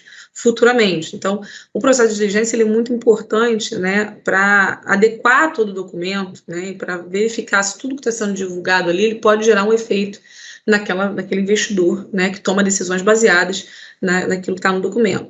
E o documento ele não traz só as informações de demonstração financeira histórica, você tem toda uma avaliação de risco da companhia, você tem projeções, estimativas, indicadores que utilizam dados históricos, financeiros, contábeis, fiscais, como também toda a projeção de venda da companhia, que os analistas utilizam, inclusive dentro do roadshow, para atrair os investidores. Então, a fidedignidade das informações ela é essencial para um IPO de sucesso. E aí a diligência ela vem verificar, ela vem fazer uma investigação no âmbito contábil, no âmbito fiscal, tributário, previdenciário, societário, legal, ambiental, regulatório, e levantar se tudo que a companhia está colocando ali realmente é verdadeiro, Então, por isso que é muito importante, quando a gente fala de IPO, acho que principalmente voltada com empresas de pequeno e médio porte, que não tem toda essa estrutura já implementada, pensar num processo de IPO como um processo gradativo, uma empresa hoje fechada, tudo que eu falei aqui, às vezes não é efetivo, querer abrir o IPO em 6 meses, como eu já vi acontecer o desejo, é uma grande frustração, e às vezes quando você conta um pouquinho de todo o processo, à medida que a empresa começa a passar pelo processo, ela vê a necessidade de amadurecimento e até de transformação cultural interna, né, principalmente dos administradores. Você passa a estar num mercado onde você tem minoritários, onde você tem um órgão regulador muito ativo, onde você tem a necessidade de prestação de conta, transparência, né, de informação, prazos, né, que você fala de companhia fechada, né, então às vezes a companhia fecha lá em abril, né, segue muitos prazos fiscais aí de informação acessória. No âmbito do IPO não é assim, né, qualquer efeito de atraso já gera impacto, inclusive, na precificação. Então, eu acho que todo esse contexto no âmbito da diligência é importante ser levado em conta para uma companhia e para os analistas que fazem parte aí de todo esse processo. Então, é mais ou menos isso que eu queria falar, fico à disposição de dúvidas aí de todos. Devolvo a palavra à Lucia. Aqui voltando. Obrigada, Renata, foi muito esclarecedor. Muita coisa, né? Tem que ser feita. Né? Pouco tempo, né? Então... mas a gente pode, no futuro, voltar para esse debate, né? Sem dúvida. Para destrinchar cada aspecto que você expôs aqui. Mas é isso aí mesmo, né? Muitas coisas. Aí vamos ver o que os participantes têm a perguntar para você na sequência. Mas antes, eu quero convidar o próximo palestrante, né? Que é o Rafael Giovanni, é o diretor de distribuição da Necton, então, que vai discutir sobre a questão da distribuição, né? Rafael, muito obrigada e bem-vindo. Luci, Ricardo, a todos aí que nos escutam, muito obrigado pela oportunidade, é um prazer compartilhar aí um pouco da nossa vivência com toda a audiência aí que está aqui com a gente hoje e estou à disposição aí para a gente bater essa bola. Pode começar a falar, livre pensar, depois a gente faz perguntas. Show de bola. Bom, eu acho que a gente tem uma ideia de um roteiro, né, para a gente seguir aqui e externar um pouquinho do nosso cotidiano, né, relacionado às ofertas públicas, né. Eu acho assim, né, existe um perfil definido aí pro comprador, né, para aquele investidor que vai acessar um IPO, né.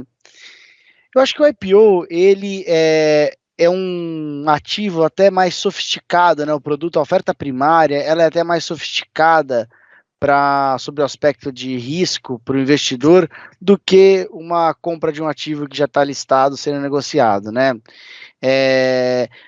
O entendimento do valuation, dos múltiplos inerentes ali de uma oferta pública, eles são um tanto quanto sofisticados, né? E o investidor comum, muitas vezes ele não tem condição de fazer essa análise e poder ali ter uma conclusão muito clara se aquele ativo tem ou não fit com a carteira dele, né? Eu também entendo que o IPO ele é uma grande oportunidade para os grandes investidores profissionais, né? Então, geralmente as ofertas elas são ancoradas a partir desses investidores. E as ofertas que as pessoas físicas mais têm atração são muito mais aquelas ofertas com bandeiras conhecidas do que, de fato, ativos que tenham grande apelo ali por conta do seu valuation. Então, a gente tem uma visão muito clara, né, com relação a ter um suporte dos relatórios que o mercado oferecem, com relação às ofertas públicas e quais equities fazem sentido ou não, mas o IPO em si, ele não deve ser observado como um produto, né? Acho que não tem uma parte da carteira do investidor que é completada por um IPO, né? Eu acho que isso está dentro ali do conjunto de renda variável, né? Dos ativos que o cliente tem ali em renda variável, e o que vai definir muito participação dele é qual nível de exposição ele quer ter, né? E também uma visão um pouco ali macro, se aquele ativo naquele momento faz sentido ou não faz sentido. Tomar muito cuidado, né, com esses grandes nomes, né, que muitas vezes não necessariamente são bons ativos. Acho que isso é um ponto importante para o investidor, para o pequeno investidor, né, para que ele tenha essa disciplina. A gente, de um tempo para cá, melhorou bastante a nossa condição de comunicação em IPOs, né? Eu acho que todos nós aqui, os profissionais de mercado, sabem quão complexo era falar sobre uma oferta pública. Mas a CVM, ela vem flexibilizando um pouco os materiais publicitários, né? Hoje a gente tem ali uma forma, né? Acho que não é hoje, né? Mas muitas vezes a gente encontra nomes ali, né? Que resumem uma tarefa que já existe, né? Então, hoje você tem lá o tal do storytelling, né? Então, o storytelling é você contar uma história para você poder chegar ali num determinado objetivo, né? Você não ir direto, né? Esse ativo é bom, esse ativo é ruim, né? Então, você a partir de uma história que você conta, que você agrega informações ali que vão além da informação objetiva que você quer vender, você vai contando uma história com vários capítulos até que você chega naquilo que você de fato quer ofertar, comercializar, ou a ideia que você quer transmitir. Então, na nossa visão, esse é o modelo hoje que melhor tem tido apelo junto à nossa base, né? Quando a gente fala sobre uma oferta pública, sob a ótica da história dela, né? Não como uma fotografia, mas como um filme, né? De onde essa empresa vem, onde está esse mercado, por que esse mercado é um mercado interessante, pujante, por que ele cresce? Dentro desse mercado, por que essa empresa pode ser uma oportunidade ou não, né? E aí com todo o cuidado do mundo, né? Dado que a gente não tem autorização para dizer se aquele IPO é bom ou é ruim, mas de fato ali contando uma história para o investidor e tentando conectar o investidor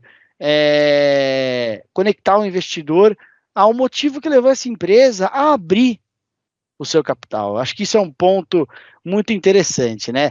A gente conseguir atacar o motivo pelo qual essa empresa abriu o capital e qual vai ser a destinação desses recursos e quanto isso pode agregar de crescimento, de receita, de lucro, de market share, dentro de um mercado que é um mercado em crescimento, e etc. Então, eu acho que esse é o melhor canal. Claro, né? Hoje a internet ela é o canal. Mas eu não olho pela ótica do canal, mas não é qual canal, mas como utilizar o canal. A internet hoje, esse contexto de storytelling é um negócio muito importante. Até a gente aqui, né, na Necton, tem um grupo de copywriters aqui, né, de escritores, né, que é uma coisa meio nova, né, em corretora. Não sei se vocês compartilham desse ponto de vista, né, mas você ter aqui copywriters, né, que consigam roteirizar uma história, etc., acho que é um traço dessa característica, né? É um traço dessa característica que vem crescendo bastante, e etc., né? Por outro lado, para os assessores de investimento, né, que eu acho que é aí nosso público-alvo aqui, né? O grande ponto mesmo, de fato, assim, é o preparo que o assessor, o tempo que ele dedica para se preparar para trabalhar uma oferta pública. Eu acho que esse é o grande divisor de águas, né? A gente tem ali muito ativo e o assessor, né, o banker, o advisor, ele está bem preparado com relação a toda a estrutura que vai ser destinada ao recurso, a história da empresa, aonde ela está, com quem ela concorre, e também entendendo ao certo se esse cliente é o cliente adequado para entrar numa oferta. Se ele estiver preparado, as ofertas públicas elas são uma oportunidade para ele se posicionar com o cliente dele. É uma oportunidade, né? Porque eu acho que ele tem condição de agregar valor que não preço. Luci, Ricardo, eu acho que a gente, o nosso investidor, naturalmente, né, eu como investidor tenho essa característica também, né, mas a gente está muito apegado ao preço, né, à cotação. Então, pô, compra esse ativo, ele cai, pô, caiu, isso não foi muito legal comigo, né, a gente não, às vezes você não tem a oportunidade de dialogar com relação ao racional da operação, né, e a oferta pública, dado que ela tem um material muito rico, né, ela é uma oportunidade para o assessor se posicionar para o seu cliente, né? Operações hoje, as ofertas públicas, elas têm sido muito blindadas para o especulador. Não sei se vocês concordam com esse ponto de vista, né? Então, as regras hoje de rateio, para aquelas operações que não tem low cap, né, que o investidor não tem que ficar alocado ali muito tempo, essas regras de rateio hoje elas limitam muito o especulador, né? Ainda mais quando a oferta é concorrida. Então, quando a oferta é concorrida, pô, o que sobra de rateio de uma oferta pública para o cliente especular e flipar esse ativo no IPO é muito pouco, é muito pouco. Então, assim, a especulação dos IPOs mudou muito. De 5 anos para cá, as novas regras, né, elas têm dificultado muito o especulador, por um lado. Por outro lado, é interessante também, né, porque eu acho que o primeiro dia de negociação de um ativo é um dia muito sensível, e muitas vezes você não tem nenhum tipo de controle ali, e você tem um flow de especulador muito grande, comprando alavancado, com a expectativa de zerar aquele ativo no primeiro dia, você pode causar uma distorção muito grande que não é saudável para aquele investidor que de fato se interessou pelo ativo, que leu, se dedicou e acredita que aquilo lá é uma escolha de longo prazo. E acho que as normas aí que foram criadas nos últimos tempos, elas privilegiam o investidor de longo prazo, que eu imagino que é o grande interesse das empresas, né? É que você tem ali sócios, né? Esse é o grande interesse. O especulador, ele também é interessante, porque o especulador, ele dá liquidez, né? Então, prover liquidez também é um fator importantíssimo.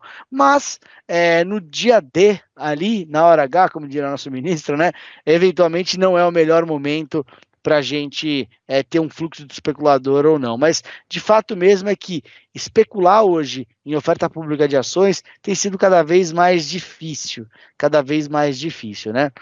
Por fim, aí, encerrando já minha contribuição com vocês aqui e abrindo para perguntas, se for o caso, além das ações, né, hoje a B3 ela é um hub de produto, né? O investidor, ele tem dentro da B3 uma série de lançamentos que não são necessariamente de ações, né? E eu acho que isso tende a cada vez se potencializar mais, o que é um fator decisivo para o investidor, porque a liquidez, ela afasta muitos investidores de boas ofertas, né? Então, acho que essas famílias de produto que estão vindo para a Bolsa, né? Fundos, enfim, fundos de private equity, fundos imobiliários, mas com foco no agronegócio, e tantos outros aí, né? O Fiagro que tá vindo agora aí como uma grande novidade. Aliás, acho que é o que mais está aquecido hoje aí nesse nosso mês de setembro, que está com um pouquinho de aversão a risco, né? E a gente sabe que as ofertas públicas nesse momento elas tendem a retroagir, né? Mas em linhas gerais é isso. Eu acho que a gente tem que estar preparado para poder ancorar ali um volume de ofertas públicas que deve intensificar ainda mais, né? Aqui na Necton, né, e no banco BTG, que foi quem adquiriu a Necton recentemente, a gente usa um termo aqui, né, que é o financial deepening, né? Então, acho que o financial deepening, esse aprofundamento do mercado financeiro em várias camadas do ambiente corporativo, ele está chegando nas empresas, mas ele tem muito mais a chegar ainda, muito mais a chegar aí. A gente é super otimista nesse sentido, e é isso aí. Agradeço mais uma vez o tempo e estou à disposição. Obrigada, Rafael. Nós vamos endereçar perguntas a vocês dois, sim, mas antes disso eu vou chamar o último palestrante, que é o palestrante da casa, é o coordenador do evento, né? Então, é o nosso querido Ricardo Sirotsky, que hoje ele é o coordenador do Comitê de Eventos da PMEC Brasil, né? E ele, então, vai amarrar mais ou menos tudo que foi falado aqui nas suas considerações. Eu chamo, então, o Ricardo. Ok.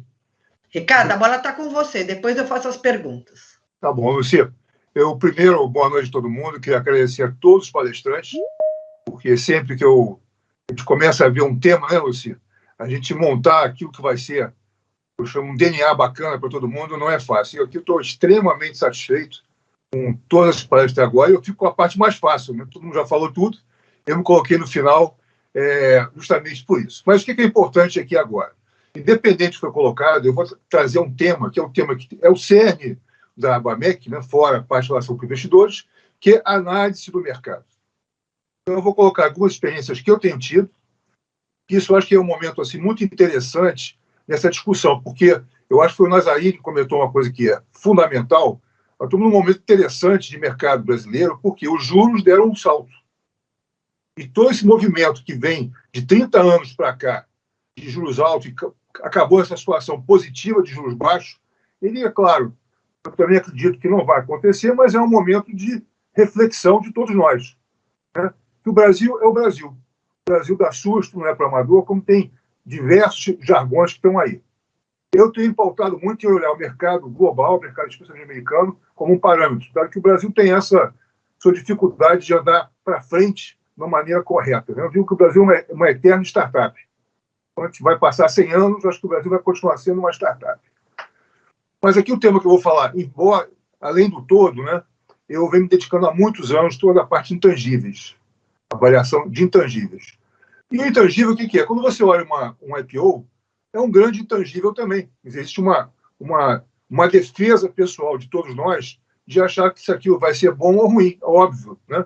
É uma coisa nova, como se falou aqui. Não tem história, está se conhecendo. Mas eu acho que hoje tem um fator muito interessante nisso tudo, porque o fator inovação permeou toda a cultura empresarial do mundo, do Brasil também. Então, quando a inovação veio para esse lado, como ele está hoje, eu diria que não ficou.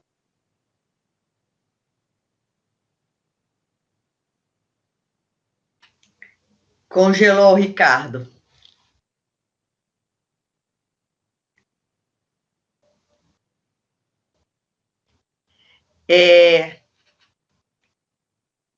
Eu vou fazer o seguinte, enquanto...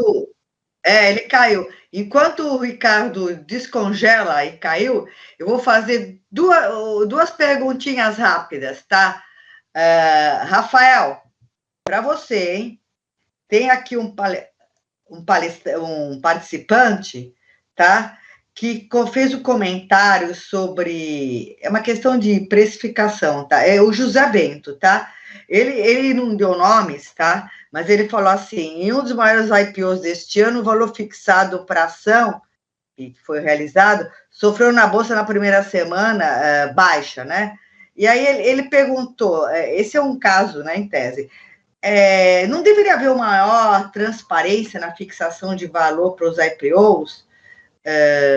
Principalmente você que está na ponta de distribuição, né? O que você pensa sobre isso? Olha, José Bento, obrigado pela pergunta aí. É assim, né? Eu acho que a transparência existe, porque a gente tem que buscar essas informações, né? Talvez, mas como os materiais são muito extensos, eu acho que às vezes isso intimida um pouco, né? Eu, por exemplo, que tenho um skill menos técnico, né? Sou diretor comercial aqui da Necton. Pegar um prospecto de um IPO e entender ali todos os detalhes da oferta, geralmente não é uma coisa trivial para mim, entendeu? Então, eu acho que o caminho, na minha opinião, mais assertivo são essas casas independentes, né? Acho que as casas independentes de research, elas provêm ali um material super independente, regulado e que devem servir de apoio. E eu acho que uma oferta pública, ela é muito bem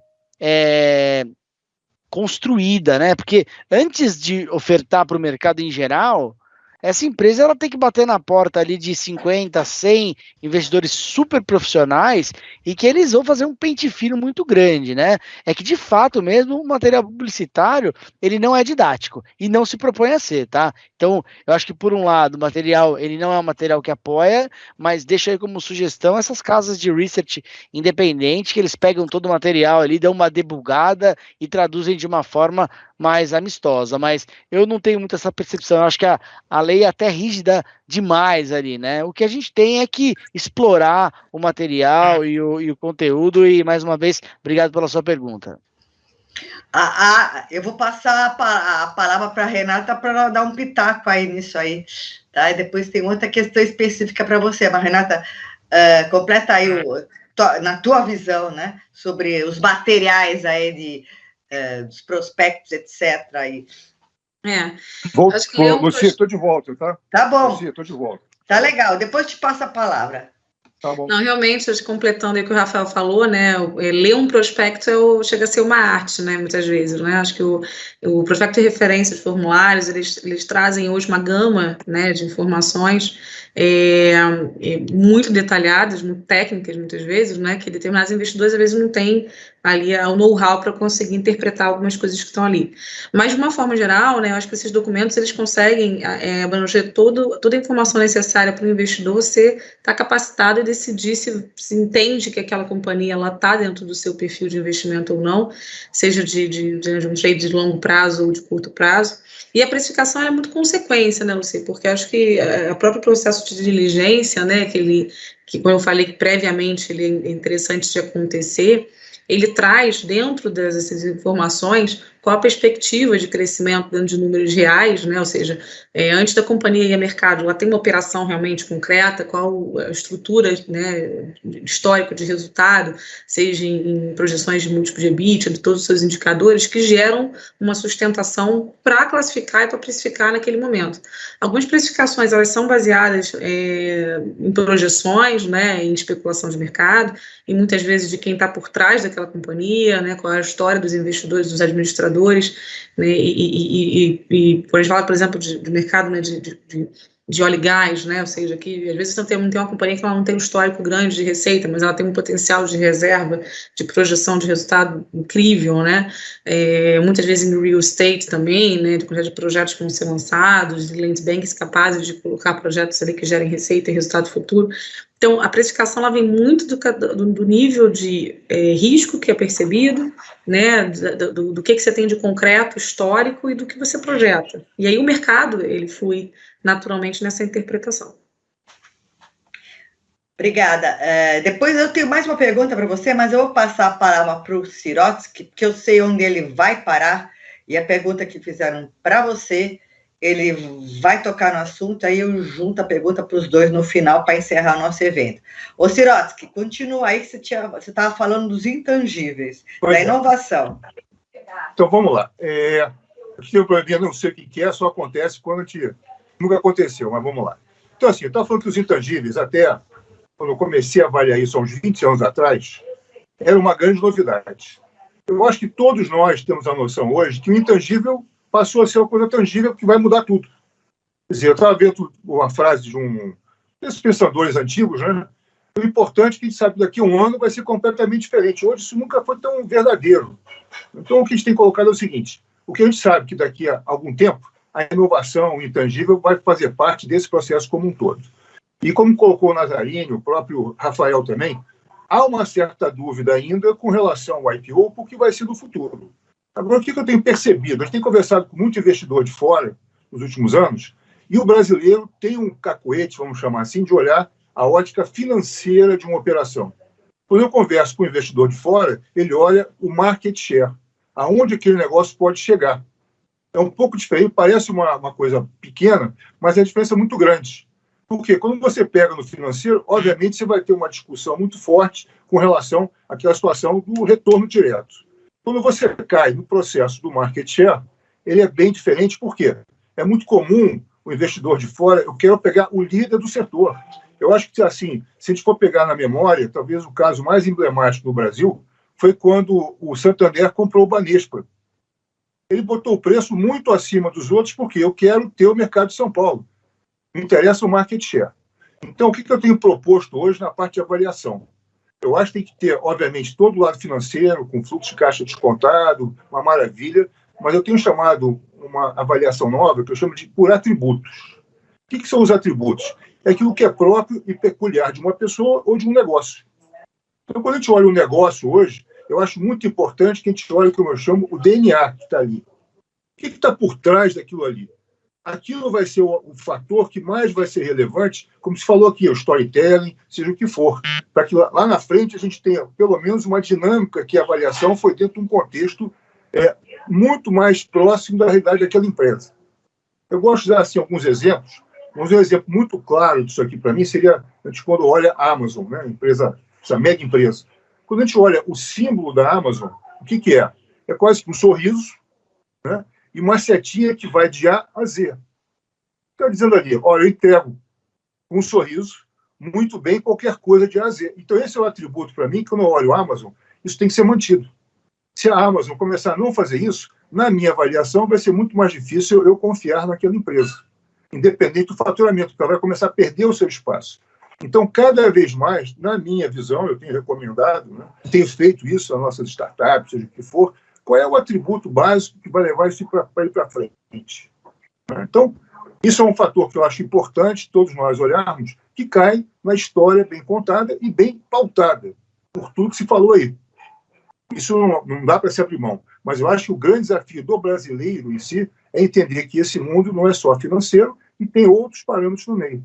Então, eu gosto muito de usar esse exemplo do Banespa com o Santander, que foi assim 3, 4 vezes mais caro o preço que o Santander botou na mesa. Então, isso para mim assim, é muito relevante esse ponto. Outro ponto assim, que a gente tem, que está acontecendo hoje, né, e vai ter uma decorrência, é a maturidade empresarial.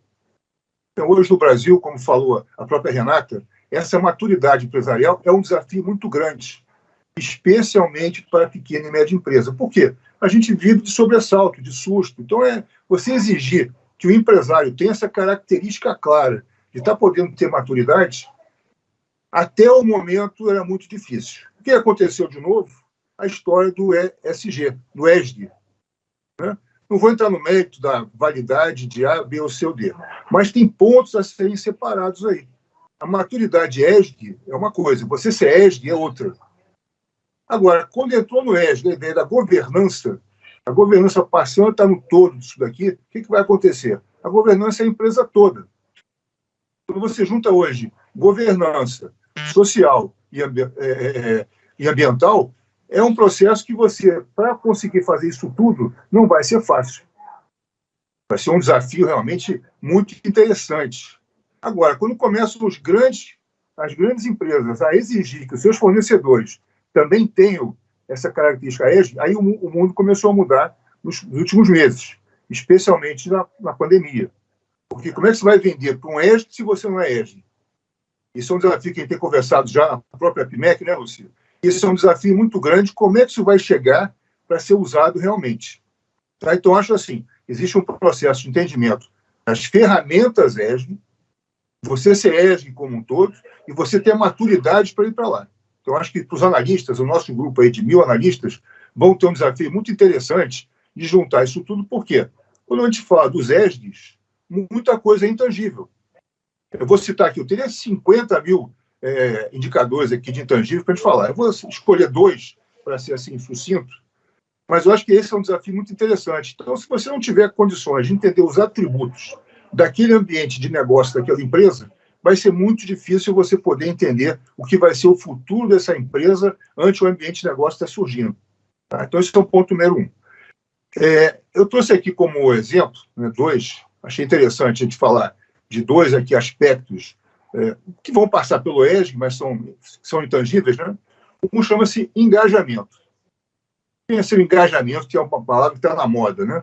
Eu acho que todos nós aqui, quando vamos comprar alguma coisa que não seja aquela coisa padrão, a gente compra alguma coisa que a gente se sinta parte daquilo, tenta se identificar com aquele produto. Eu acho que todos nós temos algo nessa linha. Até no passado se falava muito com relação a futebol, né? Time de futebol.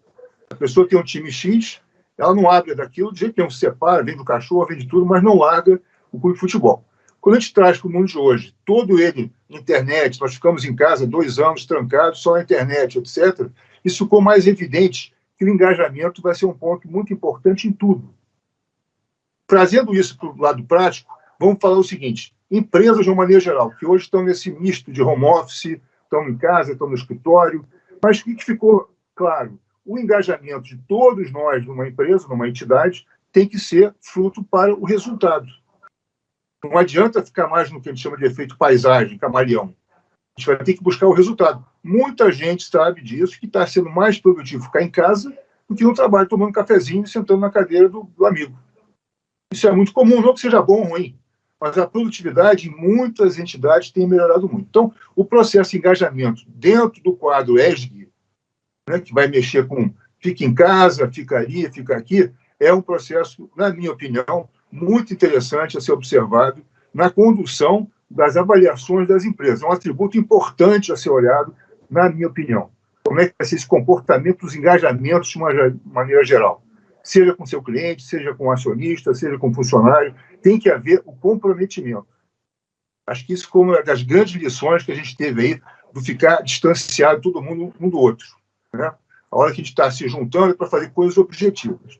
Então, esse é um aspecto assim, extremamente relevante, na minha opinião, que é essa característica de você ter, seja a empresa de IPO, seja o que for, mas numa maturidade X, que ela entenda que, olha, vale a pena o meu time ficar todo em casa e produz mais, ou não, vai ser de outra maneira. Esse é o ponto 1. Eu acho também interessante, trouxe aqui para a gente falar, do próprio processo de inovação. A inovação, como talvez inovação, algum tempo atrás, era uma coisa meio lúdica na cabeça do empresário de médio porte no Brasil. Hoje passou a ser uma necessidade. Se você não inova, também é difícil. Então, assim, conceitos de inovação, cada segmento vai ter um segmento próprio, mas eu acho que estar envolvido com a inovação é um processo que o próprio engajar das pessoas vai chamar isso. Ou seja, a empresa que não tiver essa característica de inovação, inovação não é só tecnologia, é o social, o ambiental, é tudo. A inovação vai fazer parte desse processo do engajar, do social, que é o que se chama esse guarda-chuva ESG como um todo. Vou fazer uma outra também, eu estava discutindo esses dias com um assunto também super interessante, que cai também na governança, cai no ESG, que é o quê? Essa lei nova LGPD, dos dados. Então, agora passou a vigorar, foi a partir de agosto, vai ser uma determinação muito grande, então as pessoas estão se preocupando que as multas vão ser pesadas, você tem o conceito também de inovação via Big Data, e a gente estava discutindo sobre isso. E fui conversar com um amigo meu da parte de TI, e ele falou assim, Ricardo, você não sabe o que está acontecendo, as pessoas querem botar isso para funcionar, mas não tem nem a TI funcional para poder acompanhar esse movimento. Ou seja, é mais um parâmetro interessante em que os aspectos a serem auditados vão ser muito interessantes para você chegar ao valor final daquela empresa. Você imagina se uma empresa hoje que vai fazer a sua abertura de capital e ela vai lidar com massa de dados muito grandes. Se ela não tiver uma TI que vá junto com isso, como é que ela vai processar isso? Então, todo esse cuidado é um cuidado que vai ter que ser pensado daqui para frente, para tomar uma decisão em cima de uma empresa que esteja num contexto de maturidade empresarial, seja no foco ESG, seja no foco ESG IPO, foco ESG M&A. Mas o que eu estou propondo, e eu tenho conversado isso com a Lucy, dentro da nossa casa, né?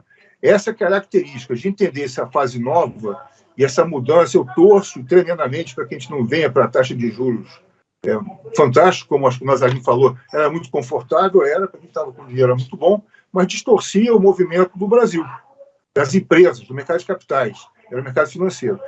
Então, se acontecer como está hoje pintando, eu acho que a gente tem um movimento interessante para entendimento das histórias boas que vão ser contadas, mas vai ter que se ver de uma maneira ampla, porque entrou o que eu chamo esse polvo, né, o ESG como um todo, e quando acoplou-se a governança, você acopla tudo dentro do processo de uma empresa como um todo.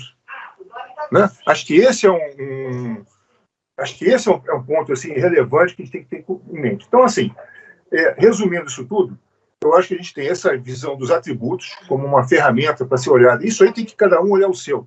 Eu, por exemplo, tem gente que vai olhar a Uber de um jeito, a Lucy vai olhar de outro. Então, ela vai dar o peso dela para aquilo que é relevante para ela e que vai ser a continuidade do uso dela e provavelmente no futuro. É claro que os analistas vão ajudar nisso muito, mas eu acho que não vai dar para a gente fugir de ter uma opinião nossa do futuro inovativo daquela empresa. Esse é um ponto que eu acho assim, bem interessante a gente poder acompanhar. O segundo é acompanhar essas situações que eu estava falando, especialmente o engajamento hoje. Eu não consigo ver nenhum negócio de pouco mais de peso que não engaje o seu universo de pessoas. A pessoa tem que curtir, vamos dizer assim, aquele negócio. É claro, comprar uma ação vai cair, vai subir, mas como falou acho que o Nazarinho muito bem, e o Rafael também, você tem que ter uma história bacana para a pessoa se sentir parte daquilo ali. Não vai na internet e vai buscar outra coisa. Essa que é a verdade. Então, assim, do resumo, eu acho que eu fico muito contente do que a gente falou hoje no evento. Eu acho que a gente passou aí por bastante coisa, né? A gente até conversou muito, se ia ficar muito longo ou não, mas acho que foi dentro do contexto, foi muito assim, dentro do que a gente estava esperando, né? Então, assim, eu acho que esse é um processo em que a gente, como eu falei, o atributo é um ponto importante, que vai permear isso tudo, e eu acho que vai ajudar nessa visão de mudança futura que vai acontecer com certeza. Eu acho que todos nós, depois de pandemia, da confusão que foi, não temos mais dúvida que o mundo realmente é incerto, e vai continuar sendo assim. Né? Então, esse é o ponto assim, que eu queria passar. Acho que aí a mensagem eu tive aqui um problema de tecnologia interno, não sei o que foi ainda, mas já com certeza vocês me perdoem aí, mas estou muito satisfeito com o resultado. Agradecer a todos. Agora eu vou inverter. Já que você provocou com essas ideias, digamos assim, esses temas que a gente tem que realmente focar, mais exploratórios, eu vou passar a palavra para a Renata, para ver o que ela achou aí do que o Sirotsky falou, e depois para o Rafael também. E eles têm 3 minutinhos cada um para encerrar o evento. Considerações finais. Está sem som. Desculpem, obrigada, Ricardo. Eu achei super interessante a sua pontuação de intangível, né? Eu acho que isso tem é uma dificuldade muito grande, né, com a percepção de valor, né, de como que você interpreta e reflete isso, né, e como o mercado muitas vezes precifica o intangível. Toda a questão de mudança de cultura e avaliação de maturidade da companhia, eu acho que cada vez mais as empresas elas têm que estar atentas, e não só no aspecto de IPO, né? Eu vou me preparar, vou criar todas as estruturas, inclusive, né, no selo ESG, porque eu estou indo no mercado uma oferta inicial de ações. Não, isso é uma evolução gradual, né? Eu acho que mesmo que você não vá, que você permaneça com uma companhia fechada, ou atrai investidores privados ou fundos, todo o investimento em estrutura e eficiência, ele é um caminho que só gera produtividade, ganhos, né, e preparo e maturidade da companhia. E o ESG, ele é um assunto que está totalmente aí, né, acho que em voga, acho que você muitas empresas já estão começando a fazer o que a gente chama de diagnóstico ESG, né, qual é a minha maturidade, né, eu sou hoje uma empresa ESG, tenho maturidade para implementar determinados mecanismos, vamos dizer assim, e isso vem totalmente de encontro à palestra aqui hoje, né, a preparação para uma companhia que quer ir ao mercado, que quer fazer uma oferta, principalmente sendo desafios relevantes para companhias de médio porte, até grande porte fechados, que já não tenham essas estruturas e essa realidade atualmente, né.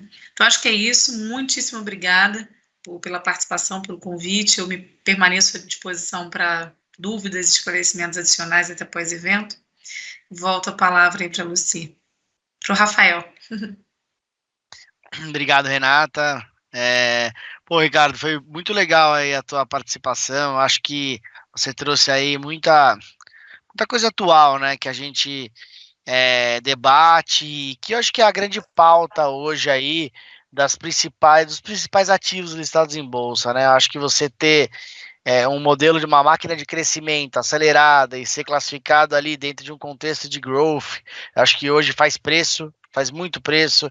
Eu acho que todo o contexto do ESG, acho que é super atual e tende a ficar cada vez mais, né? Na verdade, acho que é a aproximação do mercado de capitais com problemas que atingem a sociedade como um todo, né? Acho que nada mais óbvio e atrasado até do que a gente começar a incluir nas rotinas aí de avaliação de uma empresa, como ela vem contribuindo com a sociedade como um todo, né? Acho que esse mundão que a gente vive aqui, ele tem que durar muito, né? Porque tem muita coisa para acontecer. Então,